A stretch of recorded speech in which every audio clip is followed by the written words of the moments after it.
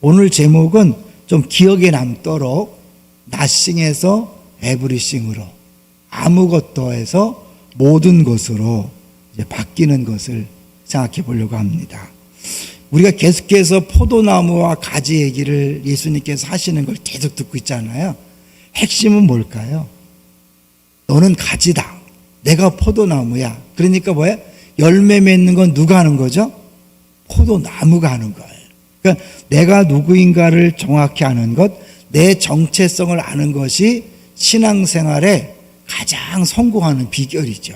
그러니까 우리 끊임없이 내가 열매를 맺으려고 애쓰다 보니까 이상한 행동을 하는 거죠.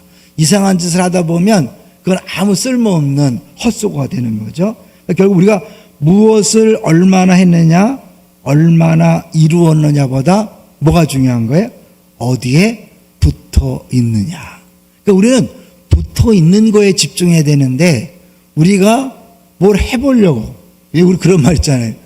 못된 송아지 엉덩이에 뿔 난다고. 우리 주님 앞에서 못된 송아지처럼 정말 해야 될 걸 안 하고 엉뚱한 것에 시간과 에너지를 쏟을 때가 있는 거죠. 동의하세요? 우리 신앙생활을 가만히 돌이켜보세요. 내가 진짜 해야 될 걸 하는지 아니면 엉뚱한 것을 따라다니고 있는지 그걸 분명하게 알라고 예수님은 계속해서 내가 포도나무야, 넌 거지야. 네가 할 일은 딴 거 없어. 네가 열매 맺으려고 애쓰는 게 아니라 나에게 붙어있기만 해. 붙어있기만 해. 근데 이게 쉽지 않으니까 예수님이 계속해서 내 안에 거하고 내가 너희 안에 거하면 그걸 강조하는 거죠. 여기서 잠깐요, 우리 영상을 한번 볼까요? 영상이라기보다도 잠깐 그런 재미난 그런 건데요. 보여주세요. 잘 보세요, 여러분.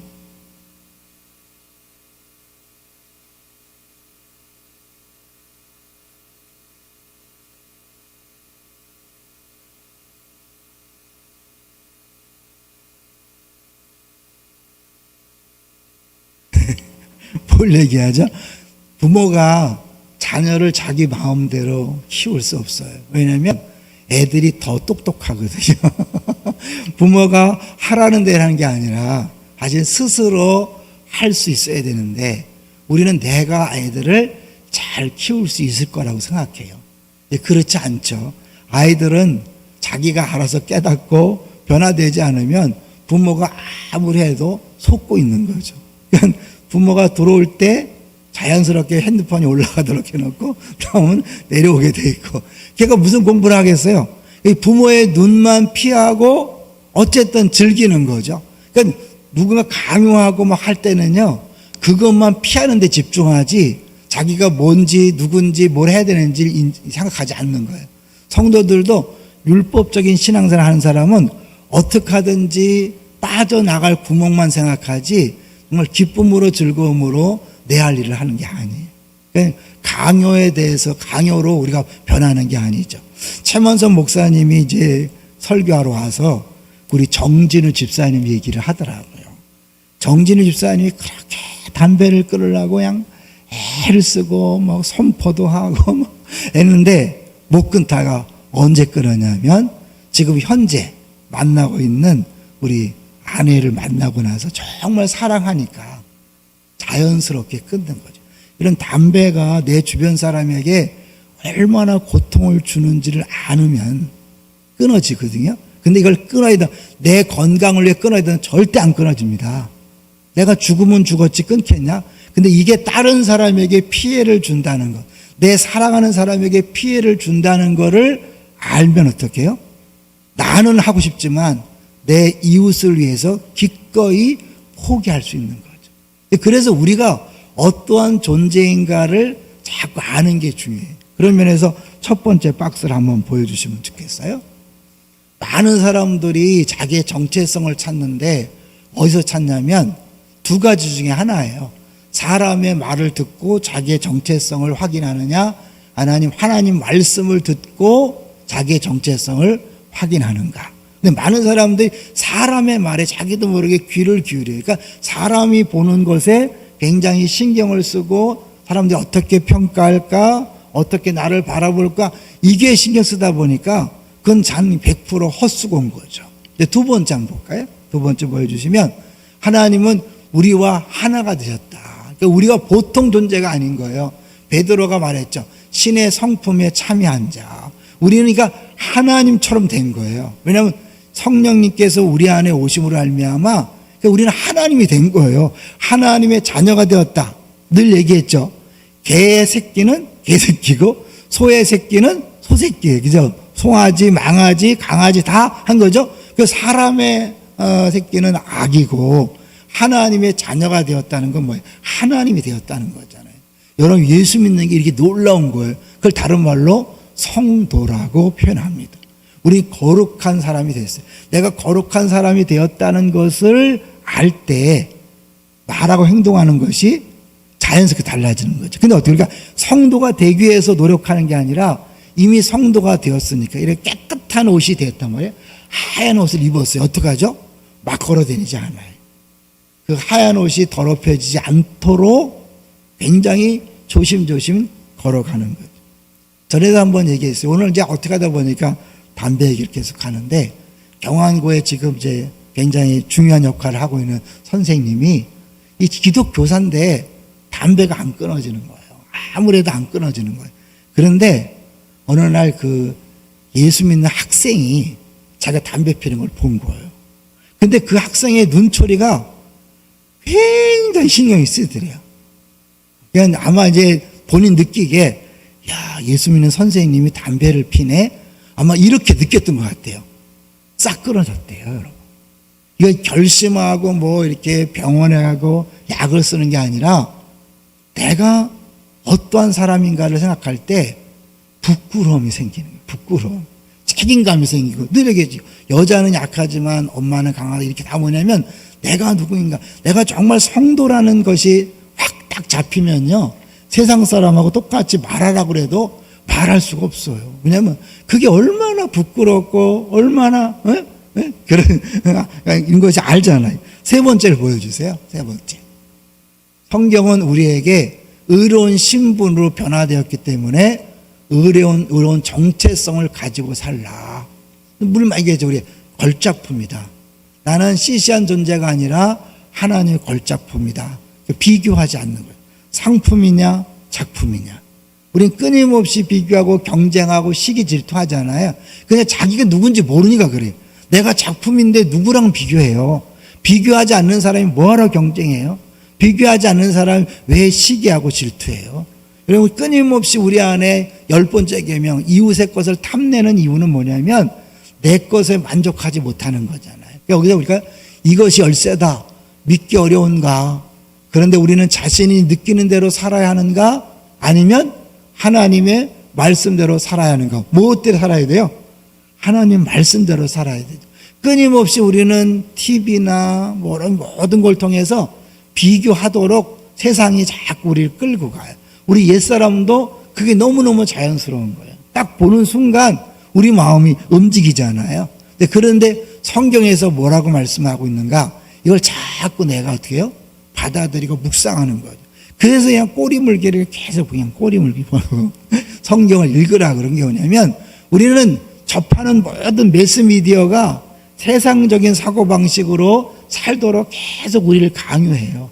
이것을 우리가 감당이 안 돼. 그러니까 거기다 하나님 말씀이 그걸 대체하도록 자꾸 우리가 해야 돼. 그러니까 순원들에게도 여러분 힘들어도 자꾸 공유하셔야 돼. 그들이 하나님 말씀을 접할 기회를 자꾸 주셔야 돼. 신앙생활 잘하라고 한다고 다는 게 아니에요. 그들이 잘할 수 있도록 하나님 말씀을 접할 기회를 자꾸 줘야 되는 거죠. 네 번째를 보여주세요. 네 번째를 보여주시면 우리의 존재와 행위가 항상 일치하는 것이 아니다. 왜냐하면 우리가 성도인지 알았어요. 근데 우리가 보니까 성도답지 못해. 거룩하지 못해. 그러니까 자꾸 헷갈리는 거예요. 그런데요. 여러분 내 행위를 보고 내가 누군가를 판단하는 게 아니에요. 하나님이 나를 어떻게 말씀하시는가, 뭐라고 말씀하시는가, 거룩하다고 말씀하거든요. 그러니까 그거를 여러분 말해야 돼요. 우리의 하나님 말씀에 엄청난 능력이 있듯이 우리의 말에도 능력이 있다. 그냥 단순히 믿고 말하라 그러면 그 믿음대로 될 것이다. 하나님의 성전을 거룩하니 너희도 그러하니. 여러분 정말 거룩하다고 믿습니까? 내가 정말 거룩하다고 믿으면 함부로 말하지 않아요. 행동하지 않아요. 이미 더러워졌다 생각하니까 막 말하는 거죠. 그러니까 교회에서 함부로 말하고 행동하는 사람은 자기가 성도라는 거를 안 믿거나 모르거나 그런 거죠. 우리가 애들하고 어른하고 싸우면 누가 부끄러운 거예요? 어른이 부끄러운 거죠. 똑같아지니까. 그러니까 어떻게 해요? 참는 거죠. 어른은 참는 거죠. 영적 어른은 그래서 참는 거예요. 같이 성질 내고 같이 싸우는 건 뭐예요? 똑같아지는 거잖아요. 여기서 이제 갑자기 이런 얘기를 왜 하냐면 우리가 처음에 가지라는 사실을 알면 내가 열매를 맺는 게 아니라 포도나무가 열매를 맺는 것이다라는 그 정체성을 딱 잡혀놓으면 이제 그 다음부터 어떻게 되냐면요. 내가 맺는 게 아니니까 포도나무가 맺을 수 있도록 해야 되는데 그 핵심이 뭐예요? 기도죠. 내가 하지 않는 것, 주님이 해야 된다는 걸 아는 건 뭐예요? 기도니까. 기도하지 않는 사람만큼 엉터리가 없는 거예요. 우리가 사역을 아무리 열심히 해도요, 기도하지 않는 사람은 자기 힘으로 하는 거예요. 자기 노력으로 하는 거예요. 그건 뭐예요? 아무것도 아니라는 거예요. 자, 볼게요. 5절을 볼까요? 5절. 여기서 강조하는 게 뭔가 보세요. 5절 시작. 나는 포도나무요 너희는 가지라. 그가 내 안에 내가 그 안에 거하면 사람이 열매를 많이 맺나니 나를 떠나서는 너희가 아무것도 할 수 없음이라. 나를 떠나서는 아무것도 nothing이에요. nothing. 그러니까 여러분 많은 일을 할 수 있어요. 여러분 하나님 앞에 기도하지 않고도 많은 일을 할 수 있어요. 내 힘으로 많은 일을 할 수 있어요. 저는 가끔 그런 얘기 하잖아요. 제가 동산교회 부목사로 사역할 때 엄청나게 일했어요. 사실은요. 그런데 지나고 나서 보니까 그게 다가 아니더라고요. 정말 열심히 하면요 열매 있어요. 열심히 하면 열매가 나타나지만 그게 정말 하나님께서 원하시는 거였냐? 다가 아니었다는 거예요. 자, 그런데 아무것도 아닌데 7절을 보십시오. 7절을 보시면 7절 시작. 너희가 내 안에 거하고 내 말이 너희 안에 거하면 무엇이든지 원하는 대로 구하라. 그리하면 이루리라.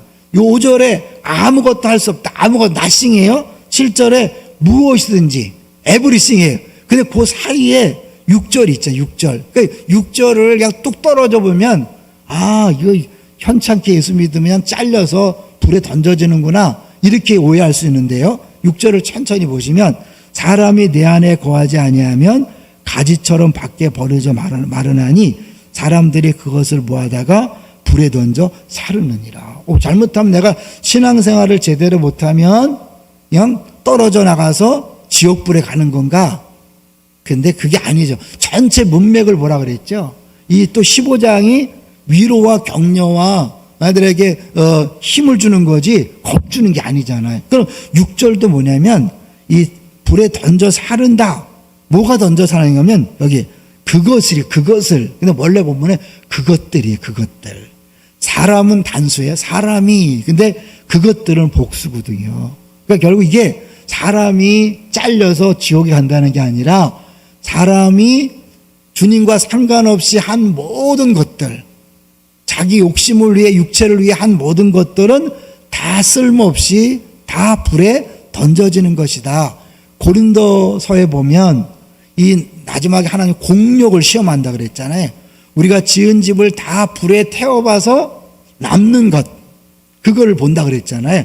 이것은 우리가 하는 모든 것들을 하나님께서 다 보시고 잘못된 것, 가짜들, 나싱들은 다 태워버린다는 거예요. 그러니까 5절이 아무것도 나싱해서 7절 에브리싱으로 가는데 그 사이에 6절이 있다는 건 뭐냐면 우리들이 열심히 하고 수고하지만 주님과 상관없는 것들은 아무 소용이 없다. 이게 이제 갈라디아에서는 자기 육체를 심는 자와 성령을 심는 자로 같이 비교하잖아요. 우리는 끊임없이 심고 있는 거예요. 여러분들 이 새벽에 나오는 것도요, 비대면으로 예배 드리는 것도 심는 건데 어떤 마음으로 심는가? 나를 위해 심는 사람이 있고 정말 성령을 위해서 예배 드리고 심는 사람이 있는 거죠. 똑같이 봉사하지만 자기 영광을 위해 하는 사람이 있고 하나님의 영광을 위해서 하는 사람이 있는 거죠. 자, 이 영광이라는 걸 해서 14장으로 가봅니다. 14장을 가보시면 14장 12절 12절부터 14절까지 핵심 단어가 영광이거든요. 자, 이제 12절 같이 읽어봅니다. 시작. 내가 진실로 진실로 너희에게 이르노니 나를 믿는 자는 내가 하는 일을 그도 할 것이요 또한 그보다 큰 일도 하리니 이는 내가 아버지께로 감이라. 네, 예수 믿는 사람이 일하는 걸 얘기하잖아요. 근데 예수님이 한 걸 할 수 있대요. 예수님보다 더 큰 일을 할 수 있대요. 그러니까 더 큰 열매가 나타날 수 있다는 거죠. 어떻게요? 내가 아버지께로 감이라. 성령께서 오실 것이기 때문에 내가 어마어마한 걸 한다는 거예요. 자, 그런데 그렇게 하는 방법이 뭐냐면 13절에 여기도 기도가 얘기 나오잖아요. 13절 시작. 너희가 내 이름으로 무엇을 구하든지 내가 행하리니 나는 아버지로 하여금 아들로 말미암아 영광을 받으시게 하려 함이라. 결국 이 기도와 하나님의 영광이 연결이 되잖아요. 그러니까 하나님의 영광을 위해서 하는 모든 것들은 다 100% 이루어진다.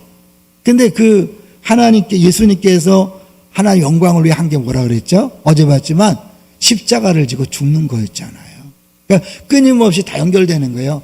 내 영광을 위해 나 육체를 위해 살고자 하는 끊임없는 옛사람이 우리가 올라올 때 딱 부인하고 아니야. 주님을 위해, 주의 영광을 위해서 하는 거예요. 주님의 영광과 비교되는 게 뭐냐면 갈라디아서 보면 헛된 영광을 위하여 싸우지 말라 그래요. 그러니까 하나님의 영광을 위해 사는 사람과 자기 영광을 위해 사는 사람은 열매가 나타나. 어떻게 나타나요? 자기 영광을 위해 하는 사람은 반드시 갈등하고 싸우고 다투고 경쟁하고 비교하는 거예요. 하나님의 영광을 위해 사는 사람은 그런 게 없어요. 이 차이를 아시겠죠? 여러분이 하시다가 자기 자신 나도 모르게 자꾸 사람들 눈치를 보고 비교하게 되고 더 잘해야지, 더 멋있게 보여야지, 내가 이런 사람이야, 이런 것들이 나도 모르게 올라오잖아요. 아, 이건 가짜구나. 여러분 아셔야 돼. 아, 이건 내가 해도 소용없는 짓이구나 라는 걸 깨달으셔야 돼. 그리고 사실 그런 부분에서 잘 안 되는 부분은 어떻게 해요? 기도하는 거예요. 끊임없이 내가 기도하는 게 하나님 돈 주세요, 건강 주세요, 이거 하지 말라는 게 아니에요. 그거로 시작해서 진짜 중요한 기도는 뭐냐면 하나님, 내가 하나님의 영광을 위해서 살기를 소원합니다. 그를 어떻게 해요? 끊임없이 매 순간 내 자신을, 자기를 부인하는 그런 것이 필요하잖아요. 그러니까 자기 부인을 위해서 기도하세요. 자기 부인, 내 아내가 아니죠? 자기를 부인하는 작업을 위해서 기도하시는 거예요. 내 안에 끊임없이 올라오는 옛사람을 부인하는 그것을 위해서 기도하는 거예요. 그러면 나머지 뭐예요? 저절로 이루어지는 거예요. 왜냐하면 포도나무가 알아서 하는 거잖아요. 그러니까 우리가 무엇을 기도할 것인가, 무엇이든지 기도하면 다 이루어진다 그러는데 그 무엇이든지가 뭐가 될 것인가? 붙어 있는 것에 집중하는 거예요. 떨어져 나가서 내 영광과 내 자신을 위해서 기도하고자 하는 그 부분들을 제껴놓고 이 주님 앞에 붙어 있는 것에만 집중하면 신앙생활은 끝. 어떻게 보면 굉장히 쉽잖아요. 근데 그 부분을 어렵다고 느끼기 때문에 주님 어떻게 해요? 기도하라 그러는 거죠. 자, 우리 이제 시간이 많이 갔어요. 5번째 보고요. 정말 중요한 예화 하나 같이 볼 거예요. 구원을 받기 전에 우리 안에는 죄악의 본성이 있었다. 본성의 사정적 의미는 근본적인 특성이에요. 근본적인 거예요. 그리스도가 오기 전에 우리의 본성은 죄로 가득했다. 그러나 예수님이 우리를 구원하셨을 때 그분이 우리 안에 들어오셔서 그분의 본성을 줬다. 그러니까 우리는 옛날에는 죄밖에 질 수 없었지만 이미 예수님이 우리 안에 하나님 본성을 줬기 때문에 우리는 의로움인 거예요.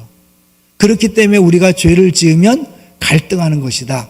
우리의 본성을 거슬러서 행동하기 때문에 갈등이 생기는 것이다. 의로운 자로서 의롭게 사는 것은 우리의 본성을 따라 사는 자연스러운 삶이다. 할렐루야.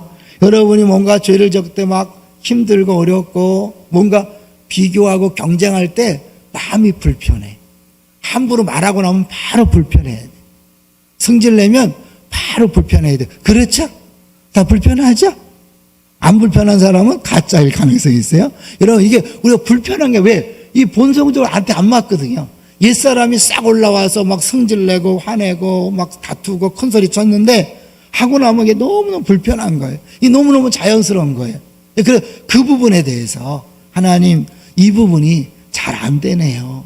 이 부분 주님 해결해 주세요. 주님 역사해 주세요. 근데 이게 이제 내 성품에 넘어서서 자녀를 키우는 문제, 직장 생활하는 문제, 사업하는 문제, 모든 문제에서 하나님 앞에 무엇을 기도할 것인가를 보여주는 거예요. 자, 이제 마지막 예화를 같이 하고 나눌 거예요. 첫 번째 그 영상과 한번 비교해 보세요. 다시 지브로란 책인데 미국에서 태어난 중국 2세예요. 근데 그가 치과대학원을 다니는 촉망된 사람이었는데 어릴 때부터 성 자체에 그 정체성에 문제가 있어서 동성에 빠진 거예요. 에이즈에 걸려서 가출했어요. 근데 엄마가 치과병원을 운영하는 치과 의사예요. 그러니까 나름대로 잘 나가던 사람인데 남편과의 관계가 깨어지고 유일한 희망인 둘째 아들마저 동성애자라고 밝히니까 자기도 이제 삶을 포기하려고 그랬어요. 자살을 결심했는데, 넘어가세요. 자살을 결심했는데 이제 그가 요거 넘어가요. 자살을 결심했는데 세 번째 가볼까요? 그 자살을 하려고 기차에 올라탔는데 거기서 기독교 소책자를 읽다가 주님을 만난 거예요. 그거 한번 읽어주세요. 한번 그때 싸늘하게부터 읽어주세요. 그때 싸늘하게 식어버린 내 심장을 깨우듯 한 문장이 눈에 들어왔다. 다른 어떤 피조물이라도 우리를 우리 주 그리스도 예수 안에 있는 하나님의 사랑에서 끊을 수 없으리라. 하나님이 사랑한다고 나 같은 사람을 그때 작고 고요한 목소리가 들렸다.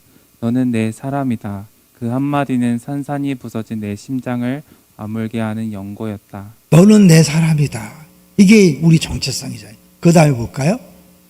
그녀가 주님을 영접하고 주님과의 관계가 회복되자 남편과의 관계도 회복됐어요. 이게 중요한 거예요. 내가 누군가를 확인하고 하나님 앞에서 온전히 섰을 때 포도나무에 가지가 붙어 있을 때 주변과의 관계도 회복되는 거예요. 그래서 아들을 위해서 부부가 함께 기도했어요. 교회에서 100명이 넘는 사람들이 증거기도 했어요. 그런데 7년 동안 기도했지만 상황은 더 악화됐어요. 아들 위하는 마약을 팔다 치과작에 쫓겨났고 마약 중독과 동성애가 더 심해지더니 마약 복용 혐의로 체포되었어요. 이게 무슨 기도했는데 이게 뭐예요? 그게 이제 하나님이 일하시면서요. 위기는 기회였습니다. 아들 위하는 교도소에 들어가서 부모님 사랑을 깨달았고 교도소에서 성경을 읽으면서 예수를 영접했습니다. 예수님 믿고 나서 그는 동성애를 끊고 완전히 새 사람이 되었습니다. 그는 출소 후 무대신학교 히튼대학원에서 성경을 공부했고 강의하면서 다니는 거죠. 마지막 그는 이렇게 고백했습니다. 또 읽어주세요. 저는 성경을 읽으면서 내 정체성을 규정하는 것은 예수 그리스도 한 분뿐임을 깨달았습니다. 그리고 출소하고 집에 돌아왔던 날 현관 로비를 가득 채우고 있던 노란 리본을 평생 잊지 못합니다. 그때를 떠올리면 하나님의 자비로움과 부모님의 조건 없는 사랑이 나를 따뜻하게 감싸는 것을 경험합니다. 나에게는 언제든지 돌아갈 집이 있습니다. 저는 성경을 읽으면서 뭐요? 내 정체성을 규정하는 것은 예수 그리스도 한 분뿐임을 깨달았습니다. 우리 가지예요. 포도나무에 붙어 있는 것이 우리의 할 일입니다. 그게 유일한 신앙생활이. 그게 뭘까? 여러분, 그걸 위해서 우리가 기도하고 그걸 위해서 신경을 쓰는 거죠. 그래서 그 정체성이 딱 되면 그 다음부터 달라지는 거예요. 자, 이제 결론이에요. 여러분, 내 자녀 하나님 이렇게 해주십시오, 이렇게 해주십시오. 기도하고 직장 사업장 기도하잖아요. 그 기도 제목의 결과가 무엇일까? 그거 기도하는 동기가 무엇일까? 하나님의 영광인 거예요. 하나님의 영광이 딱 잡히고 그러고 기도하면 주님께서 자녀 책임지십니다. 믿습니까? 우리 직장과 사업장 주님이 책임지시고 우리 교회 주님이 책임지십니다. 마지막 이제 제 얘기를 하고 마칩니다. 간단하게 제가 자주 얘기했어요. 자주 말씀드렸죠. 처음 담임 목사가 됐을 때 많이 걱정이 됐어요. 이 건물을 어떻게 유지해야 되나? 헌금이 과연 얼마나 들어올까? 우리 직원들 또 교역자들 어떻게 사례를 주고 월급을 줘야 될까? 이런 생각이 막 왔었어요. 그럴 때 갑자기 생각난 게, 너 부목사 때는 어땠냐? 부목사 때는 걱정 안 했거든요. 그래서 깨달았어요. 아, 내가 담임 목사 됐다고 나도 모르게 이 교회가 내가 책임질 거라고 잘못 생각했구나. 그래서 뭐라고 기도했다 그랬죠? 하나님, 저 다시 부목사 하겠습니다. 이 교회 담임 목사는 주님이십니다. 근데 그렇게 기도하고 나니까요, 얼마나 마음이 편안한, 상황과 조건은 똑같아요. 그런데 내가 누구인가를 정확히 인정하고 그렇게 기도하니까 마음이 평안한 거예요. 기도를 어떻게 해야 되느냐, 뭘 해야 되느냐, 여러분이 깨달으시면 좋겠어요. 그러면 그냥 그 기도 하나에 마음이 싹 달라지는 거예요. 상황 조건 안 바뀌었어요. 그러나 그 기도 하나에 마음이 평안해졌어요. 할렐루야. 같이 기도합니다.